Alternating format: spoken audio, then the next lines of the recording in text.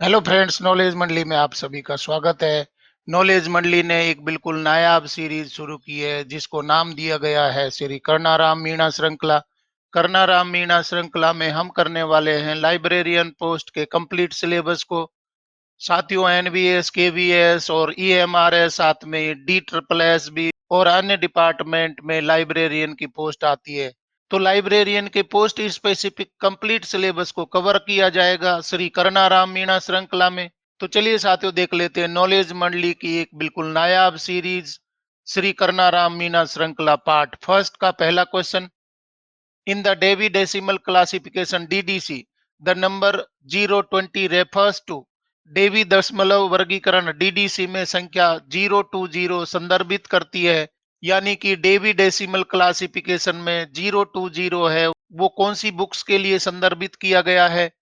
Option देख लीजिए कौन सा उत्तर ठीक हो जाएगा। Library and information sciences, bibliography and bibliographies, library buildings and equipment, information services.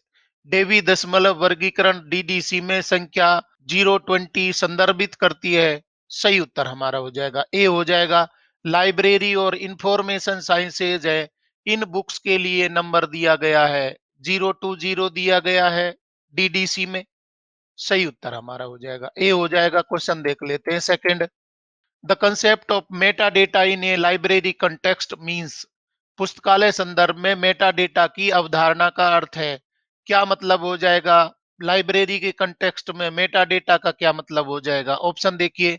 The data about data, example cataloguing fields, the main text of a book, the physical condition of a book, the classification number only. पुस्तकालय संदर्भ में Meta data की अवधारणा का क्या मतलब हो जाएगा? सही उत्तर हमारा हो जाएगा ए हो जाएगा। The data about data, example cataloguing fields. Meta data का मतलब है कि डेटा का डेटा, जिसको आप कैटालॉगिंग फील्ड भी बोल सकते हैं। सही उत्तर हमारा हो जाएगा ए हो जाएगा। नेक्स्ट क्वेश्चन आ गया हमारा third. The quadrants of the information life cycle typically include all except, सूचना जीवन चक्र के चतुर्थांशों में आमतौर पर निम्नलिखित को छोड़कर सभी शामिल होते हैं। तो चार चतुर्थांश है, इनमें से एक कौन सा नहीं है? बाकी सभी हो जाएंगे इंफॉर्मेशन लाइफ साइकिल के लिए। ऑप्शन देख लीजिए। Creation, use, preservation, monetisation. कौन सा उत्तर ठीक हो जाएगा? इंफॉर्मेशन लाइफ साइकिल के लिए इनमें से कौन सा चतुर्थांश है? वो नहीं होगा, बाकी तीन होंगे। सही उत्तर हमारा हो जाएगा डी हो जाएगा। मोनेटाइजेशन है नहीं है।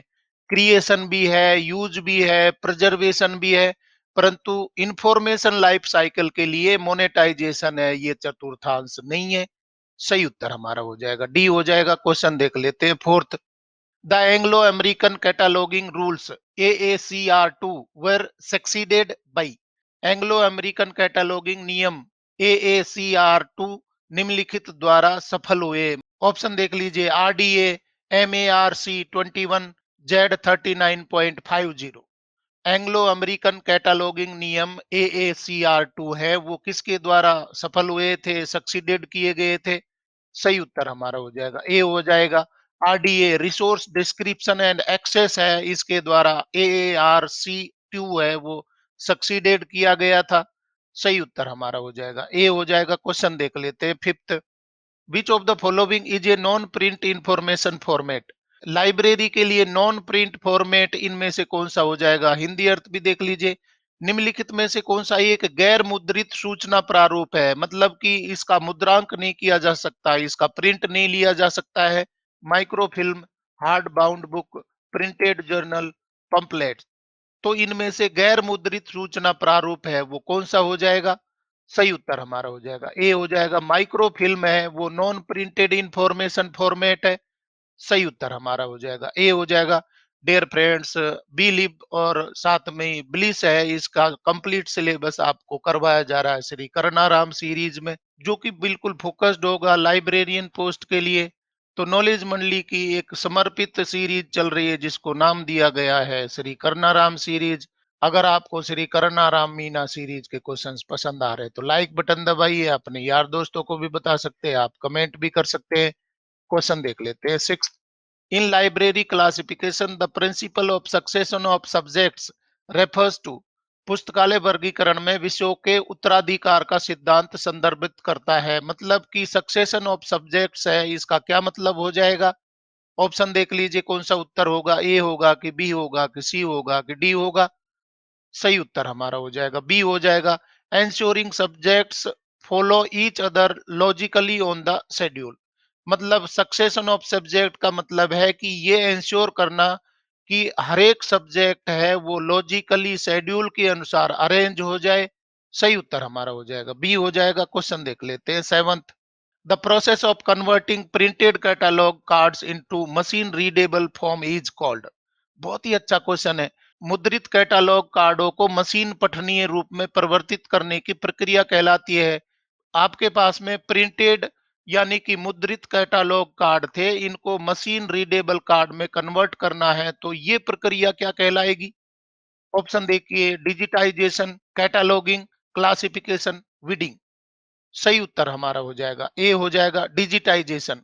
डिजिटलीकरण कर रहे हैं आप प्रिंटेड कैटलॉगिंग कार्ड को और मशीन रीडेबल फॉर्म में कन्वर्ट कर रहे हैं, मतलब क्यूआर कोड से या बार कोड से उसको पढ़ रहे हैं, तो ये क्या हो जाएगा? डिजिटाइजेशन हो जाएगा।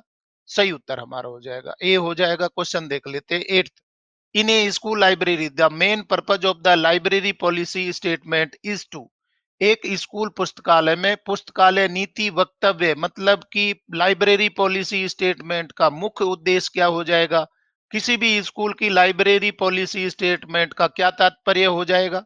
ऑप्शन देख लीजिए कौन सा उत्तर होगा। Set out rules, objectives and scope of library services, list every book in the stock, decide furniture color and layout only, restrict to user access permanently। पुस्तकालय नीति वक्तव्य का क्या मतलब हो जाएगा विद्यालय लाइब्रेरी के लिए? सही उत्तर हमारा हो जाएगा ए हो जाएगा। Set out rules, objectives and scope of library services, मतलब कि लाइब्रेरी पॉलिसी स्टेटमेंट है वो रूल्स बनाएगा, साथ में लाइब्रेरी के ऑब्जेक्टिव्स भी वो निर्धारित करेगा, और साथ में स्कोप ऑफ लाइब्रेरी सर्विसेज है वो क्या क्या होंगी वो लाइब्रेरी पॉलिसी स्टेटमेंट में शामिल कर लिया जाएगा। सही उत्तर हमारा हो जाएगा ए हो जाएगा। क्वेश्चन देख लेते हैं nine. Which one of the following is a library standard for school libraries in India.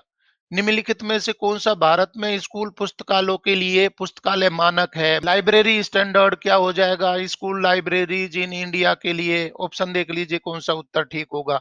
केंद्रीय विद्यालय संगठन KVS standard, Navodaya Vidyalaya Samiti NVS standard, national council of education research and training NCERT library guidelines, all India council for technical education AICTE standard. तो कौन सा standard है वो लागू किया जाएगा स्कूल लाइब्रेरीज के लिए? सही उत्तर हमारा हो जाएगा सी हो जाएगा। National council of educational research and training NCERT library guidelines है, वो लाइब्रेरी स्टैंडर्ड्स को निर्धारित करती हैं। सही उत्तर हमारा हो जाएगा सी हो जाएगा। Move to question number 10। The tool use for inter library loan in India is typically. Bharat में अंतर पुस्तकालय ऋण के लिए उपयोग किया जाने वाला उपकरण आमतौर पर है। यहाँ ऋण का मतलब है कि जो कंटेंट है या जो लाइब्रेरी में चीजें अवेलेबल हैं वो दूसरे लाइब्रेरी के लिए उपलब्ध होंगी या नहीं होंगी, इनमें से कौन सा टूल है जो लाइब्रेरीज को जोड़ने में मदद करता है? ऑप्शन देख लीजिए। DELNET, Wikipedia, Google books, YouTube. तो इंटर लाइब्रेरी लोन यहाँ चीजों का आदान प्रदान, सूचना का, इंफॉर्मेशन का, बुक का आदान प्रदान किया जा सकता है। कौन से टूल के माध्यम से, उपकरण के माध्यम से? सही उत्तर हमारा हो जाएगा ए हो जाएगा। बहुत ही अच्छा क्वेश्चन है। इंटर लाइब्रेरी लोन जो सूचना, इंफॉर्मेशन या बुक्स का आदान प्रदान है वो किया जाएगा किसके द्वारा? डेलनेट के द्वारा किया जाएगा। सही उत्तर हमारा हो जाएगा ए हो जाएगा। डियर फ्रेंड्स, लाइब्रेरियन पोस्ट के सिलेबस को कंप्लीट करने के लिए नॉलेज मंडली ने एक नायाब सीरीज शुरू की है जिसको नाम दिया गया है श्री कर्णाराम मीणा सीरीज। अगर आपको कर्णाराम मीणा सीरीज के क्वेश्चंस पसंद आ रहे हैं तो लाइक बटन दबाइए, साथ में ही अपने यार दोस्तों को भी बता सकते हैं, आप कमेंट भी कर सकते हैं और बेल आइकन भी दबा दीजिए जिससे कि नया कोई अपडेट आए तो आपको सूचना मिल जाए, अलार्म मिल जाए। क्वेश्चन देख लेते हैं 11। Which of the following is a major function of a school librarian under NEP 2020? NEP 2020 के तहत निम्नलिखित में से कौन सा स्कूल लाइब्रेरियन का एक प्रमुख कार्य है? promoting reading culture and information literacy, repairing computers only, teaching only mathematics, managing only the inventory without user service. तो एनईपी 2020 के अनुसार लाइब्रेरियन का प्रमुख कार्य क्या हो जाएगा? सही उत्तर हमारा हो जाएगा ए हो जाएगा, promoting reading culture and information literacy, मतलब कि रीडिंग कल्चर को बढ़ावा देना है और साथ में इंफॉर्मेशन लिटरेसी को बढ़ाना है कि देश में कौन कौन सी नीतियां चल रही है, क्या फायदे लाभ उठाए जा सकते हैं, ये सब जिम्मेवारी हो जाएगी लाइब्रेरियन की एनईपी 2020 के अनुसार। सही उत्तर हमारा हो जाएगा ए हो जाएगा। क्वेश्चन देख लेते हैं 12। The term open access in the context of digital libraries means, digital पुस्तकालयों के संदर्भ में ओपन एक्सेस शब्द का अर्थ है, क्या अर्थ हो जाएगा? Free, immediate, online availability of research outputs, books kept unlocked on shelves, no classification numbers used, only physical access without digital version। तो ओपन एक्सेस का क्या मतलब हो जाएगा डिजिटल लाइब्रेरी के मायने में? सही उत्तर हमारा हो जाएगा ए हो जाएगा, free, immediate and online availability of research outputs है वो ओपन एक्सेस के द्वारा आपको मिल जाएंगे। आप डिजिटल लाइब्रेरी में इन चीजों को एक्सेस कर सकते हैं। सही उत्तर हमारा हो जाएगा ए हो जाएगा। क्वेश्चन आ गया हमारा 13। For cataloging a monograph in a school library, which of the following fields is not essential? किसी स्कूल पुस्तकालय में मोनोग्राफ को सूचीबद्ध करने के लिए निम्नलिखित में से कौन सा क्षेत्र आवश्यक नहीं है? नहीं वाले क्वेश्चन है, थोड़े से मुश्किल होते हैं। Title proper, edition statement, colour of cover, place of publication. Monograph को सूचीबद्ध करने के लिए कौन सा क्षेत्र आवश्यक नहीं होगा? सही उत्तर हमारा हो जाएगा सी हो जाएगा, कलर ऑफ कवर है वो जरूरी नहीं होगा। बाकी टाइटल प्रॉपर होना चाहिए, एडिशन स्टेटमेंट भी होना चाहिए और प्लेस ऑफ पब्लिकेशन है ये होना चाहिए, परंतु मोनोग्राफ बनाने के लिए कवर है वो बहुत ज्यादा जरूरी नहीं होगा। सही उत्तर हमारा हो जाएगा सी हो जाएगा। क्वेश्चन देख लेते हैं 14। Reading in library practice refers to, पुस्तकालय अभ्यास में छटाई का मतलब क्या है? मतलब कि रीडिंग आउट करने का क्या मतलब हो जाएगा लाइब्रेरी प्रैक्टिस में? लाइब्रेरी के लिए ऑप्शन देख लीजिए, रिमूविंग आउटडेटेड, डैमेज्ड और irrelevant items from the collection, planting shrubs around the library building, reorganizing shelves every week, adding new books every month। पुस्तकालय अभ्यास में छटाई का क्या मतलब हो जाएगा? वीडिंग का यानी कि वीडिंग आउट का क्या मतलब हो जाएगा? सही उत्तर हमारा हो जाएगा ए हो जाएगा, रिमूविंग आउटडेटेड मतलब कि पुरानी हो चुकी है, डैमेज्ड जो खराब हो चुकी है और इररेलेवेंट आइटम्स है जो संबंधित नहीं बचे हैं फ्रॉम द कलेक्शन। तो इन सब चीजों को वीड आउट कर देना होगा, आपको रिमूव कर देना होगा, उनकी छटनी कर देनी होगी। सही उत्तर हमारा हो जाएगा ए हो जाएगा। क्वेश्चन देख लेते हैं 15। The key objective of the readers advisory service in a school library is to, school पुस्तकालय में पाठक सलाहकार सेवा का मुख्य उद्देश्य है, इनमें से कौन सा उद्देश्य हो जाएगा? Guide readers to suitable reading materials based on interest, repair torn pages for readers, charges fines for late return only, catalogue only professional books. School पुस्तकालय में पाठक सलाहकार सेवा का मुख्य उद्देश्य क्या है?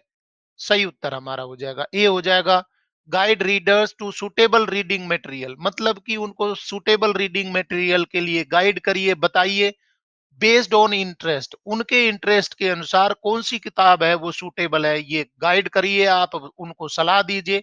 तो ये क्या हो जाएगी? पाठक सलाहकार सेवा हो जाएगी। सही उत्तर हमारा हो जाएगा ए हो जाएगा।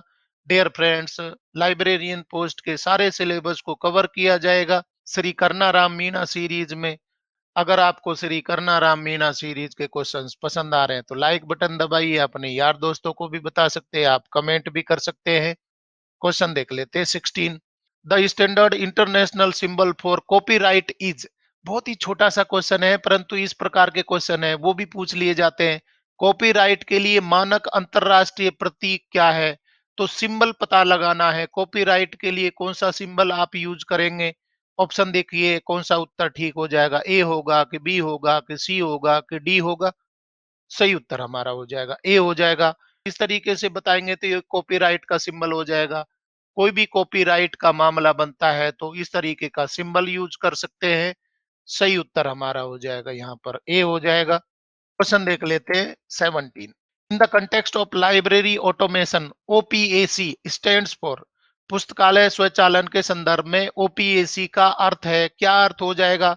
Online public access catalogue, open printed access collection, official professional automated cataloguing, online private access committee. पुस्तकालय स्वचालन के संदर्भ में ओपीएसी का क्या अर्थ हो जाएगा? सही उत्तर हमारा हो जाएगा ए हो जाएगा, ऑनलाइन पब्लिक एक्सेस कैटलॉग। मतलब कि ऑनलाइन पब्लिक एक्सेस कैटलॉग है वो बताए जाएंगे, उनमें से आप क्या क्या चीजें ऑनलाइन देख सकते हैं, ये ओपीएसी हो जाएगा। क्वेश्चन देख लेते हैं 18। The 5 laws of library science were propounded by, पुस्तकालय विज्ञान के 5 नियम किसके द्वारा प्रतिपादित किए गए थे? बहुत ही प्यारा सा क्वेश्चन है। सभी क्वेश्चन है आज की सीरीज में हम प्राइमरी लेवल के कर रहे हैं, इसको और डेप्थ में लेके जाएंगे। तो कई बार क्या होता है कि शुरुआती लेवल के क्वेश्चन है वही गलत हो जाते हैं, और आसान क्वेश्चन को गलत करके हम एग्जाम हॉल से बाहर आते हैं तो चेहरा देखने लायक बनता है। ऐसा Ranganathan, Melvil Dewey, Charles Cutter, Paul Otlet. पुस्तकालय विज्ञान के 5 नियम किसके द्वारा प्रोपाउंडेड किए गए थे, प्रतिपादित किए गए थे? सही उत्तर हमारा हो जाएगा ए हो जाएगा, एस आर रंगनाथन के द्वारा पुस्तकालय विज्ञान के 5 नियम है वो बताए गए थे। सही उत्तर हमारा हो जाएगा ए हो जाएगा। क्वेश्चन देख लेते हैं 19। In the classification scheme of the Indian BLIS MLIS courses, cataloguing principally deals with, भारतीय बीएलआईएस या एमएलआईएस पाठ्यक्रमों की वर्गीकरण योजना में कैटालॉगिंग मुख्य रूप से संबंधित है, किससे संबंधित है? Describing and classifying library materials, constructing library buildings, financial management of A library, user behaviour only.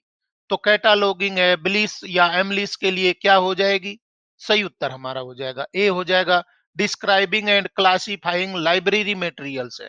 Library materials को डिस्क्राइब करना और क्लासिफाई करना क्या कहलाएगा? कैटालॉगिंग कहलाएगी। सही उत्तर हमारा हो जाएगा ए हो जाएगा।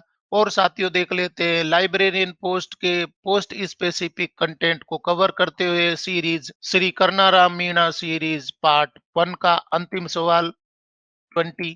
Which of the following best describes information literacy, निम्नलिखित में से कौन सूचना साक्षरता का सबसे अच्छा वर्णन करता है? बहुत ही अच्छा क्वेश्चन है। कौन सा उत्तर ठीक हो जाएगा? Ability to locate, evaluate and use information effectively, ability to repair books and shelves, ability to write long narratives only, ability to restrict access to users. तो सूचना साक्षरता का सबसे अच्छा वर्णन कौन सा ऑप्शन कर रहा है? सही उत्तर हमारा हो जाएगा ए हो जाएगा, ability to locate, evaluate and use information effectively. मतलब कि जो इंफॉर्मेशन है वो कहाँ पर उपलब्ध होगी उसको लोकेट करना है, और इवेल्यूट करना है, उसका मूल्यांकन करना है, क्या ये सूचना लेने लायक है, पढ़ने लायक है या प्रसारित करने लायक है। एंड यूज इंफॉर्मेशन इफेक्टिवली, उस इंफॉर्मेशन को प्रभावशाली तरीके से उपयोग करना है। ये किस में शामिल हो जाएगी? सूचना साक्षरता में शामिल हो जाएगी। सही उत्तर हमारा हो जाएगा ए हो जाएगा। इस तरीके से साथियों लाइब्रेरियन पोस्ट के पोस्ट स्पेसिफिक सिलेबस को कवर करने के लिए एक नायाब सीरीज शुरू की गई है जिसको नाम दिया गया है Shri Karnaram Meena series. Karnaram Meena series part first में अभी हमने 20 क्वेश्चंस हैं वो कंप्लीट किए हैं। ये सीरीज बहुत ही आगे जाने वाली है क्योंकि बीलिब और बिलिस के सारे क्वेश्चंस है इसमें कवर किए जाएंगे। स्कूलों में लाइब्रेरियन पोस्ट के कंप्लीट सिलेबस को कवर करते हुए नॉलेज मंडली ने शुरू की है श्री कर्नाराम मीणा श्रृंखला। अगर आपको कर्नाराम मीणा श्रृंखला के क्वेश्चंस पसंद आ रहे हैं तो लाइक शेयर करें, और चैनल को सब्सक्राइब करना तो बहुत ही जरूरी है क्योंकि नॉलेज मंडली is the right choice. Thank you very much.